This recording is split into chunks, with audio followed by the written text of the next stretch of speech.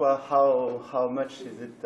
Is it a release or a frustration? I mean, is it a release to be first in Guadeloupe, or frustration to be second on the finish line? I'm really happy to arrive first in Guadeloupe, to see the island, to be the first one to see the island. Why I'm happy to do it? Because we had some big damage on the boat on the first night. For us, the race could have been stopped in Spain a few hours after the start, but we managed to go on and to cross Atlantic and to play the victory, and it was what I was looking for, and I managed to do it, and I'm proud and happy to manage to be in the competition until the end. And unfortunately, to sail around Guadeloupe is not easy, and this is my sport. This is sailing. You don't control anything, and with the wind, sometimes you're lucky, sometimes you're not. I always say that you need to be lucky to win a big race. You need this. You can't control it, but you need to be lucky, and I was lucky in the last years to win some huge race. Maybe not this time. That's life, and it's like this. And there's not so much frustration, because I think we did everything we can until the end. It's just like this. The boat was not. The boat was broken during all the race, and already to be able to arrive on the same timing on a boat that was perfectly, maybe quite a little bit older, of course, but that was perfectly in a good shape. It's for me, it's already a good result. Did you think about giving up? Yeah, I thought about it. When you have a big damage like losing a foil, losing a rudder, maybe even more the rudder, because the foil looks like it was just away and with not so much damage in the floater. The truth is it was a little bit damaged, and there was some water was going inside. And I managed to find a solution with a pump to put it out. But of course, when you go to cross Atlantic with some good low pressure system with strong winds, you always to think if it's safe or not to go. And so when I have this damage on the boat, I was thinking, is it safe? Can I go onshore quite fast? The answer was yes, but is it possible to go on and to try to cross Atlantic? And even more, the question was to try to cross Atlantic, but to try to play the victory until the end with this. I didn't know. Honestly, I was thinking it won't be able to play for the victory until the end, but you don't know, so you have to try. If you don't try, you don't know. And the answer was yes, because I finished second, but I was playing the victory until the end. So it was a really good decision to go on, to try to sail, and yeah, manage to do what we did was okay. Was it really safe? I mean, it looks like pretty dangerous to have a rudder gun or this kind of stuff. Yeah, it's such fast boats. How difficult is it to control the boat? Was it dangerous sometimes? Or? Yeah, it could be a little bit dangerous, but it depends on the way you're sailing. It's always, danger is you have to adapt to anything. Driving a car is dangerous.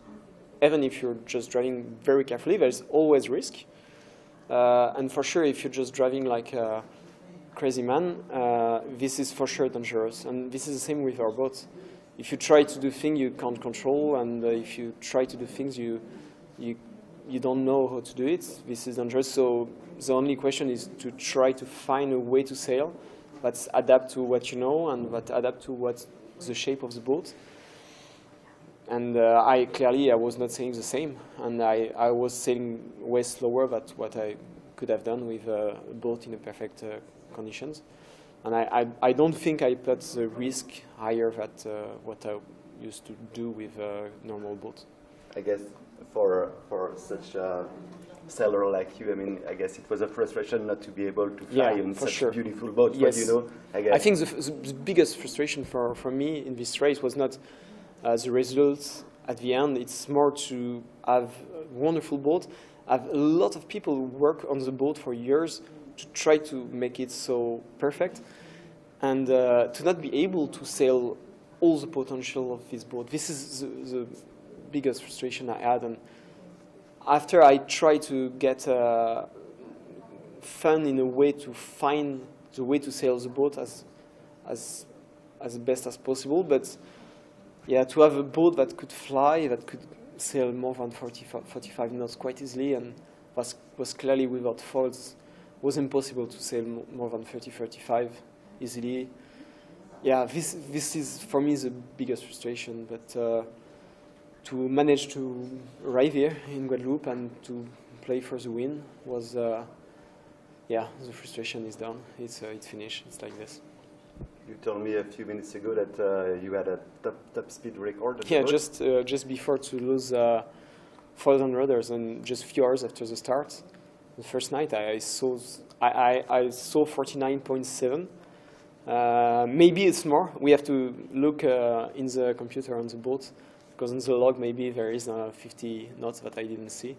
It means that the speed of our boat is amazing. We managed to sail more than 40 knots for hours, and that's incredible. And of course, our boat and WoW MACIF had a lot of damage during this race, because we improved so much in the last years that you can't improve so much without going back sometimes. And that's part of the sport. That's part of mechanical sport.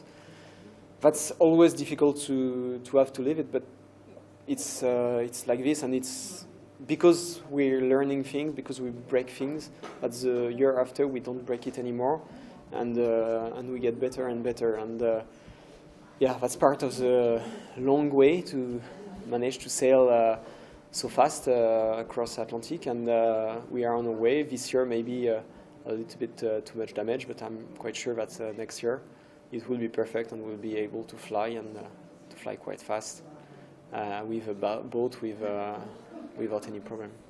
Yeah, because regarding to all the damage the whole team fleet has to suffer, do you feel confident for the future of the fleet? Yeah, of course. Of course, we could ask us the question now, and that's good to ask us the question to try to make this like a positive thing, to try to not doing the same error in the future.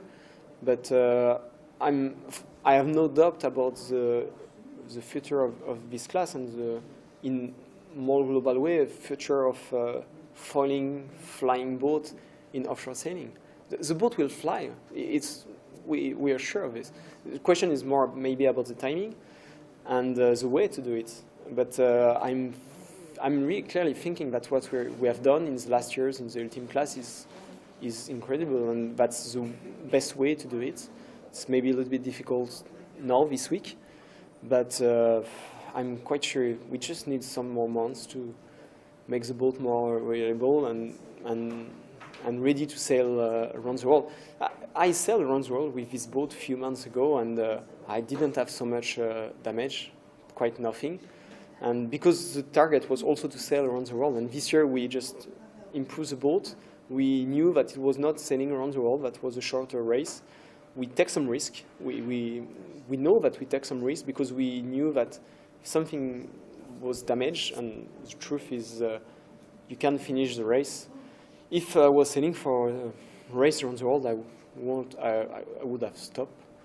But our preparation next year will be different, and we'll try to more focus on maybe a little bit less on performance and more, preparing around the world race. Is you need to have a boat without any broken parts for weeks. So we will work on it.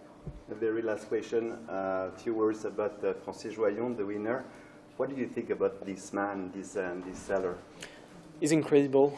I mean, what he did in all his life with sailing boats, it's always a surprise. I'm just thinking few months ago when he sailed around the world with a crew on just 40 days. He managed to do things that no one is able to do. And don't try to be Francis Joyon, because there is only one Francis Joyon, and I don't know any sailor in the world that could do the same. And I'm quite impressed by this way of sailing. And I'm a huge fan of Francis. I was sailing Optimist when he was already winning big offshore race. And for me, it's part of the people that was like source of fascination or motivation to do the job I'm doing now. I'm lucky to sail with, to have sailed with a lot of famous sailors like Michel Desjoyaux, Roland Jourdain, Loïc Perron. And now I sail with Francis, and we had this strong battle. Maybe, I don't know how long he will sail. I hope as long as possible.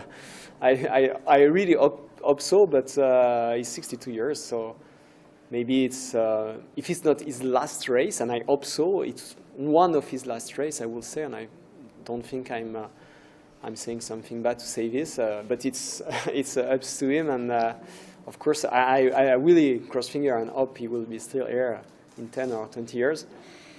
And in a way, I think I'm maybe quite lucky to live with this great sailor, to give him also the chance to have this race, to have this battle until the end. It's maybe one of his last race, maybe one of his last victory, and I'm a little bit part of this one, so I'm happy and proud for this. Yeah, maybe we'll give you the opportunity in the future to take your revenge. Yeah. Merci François, super.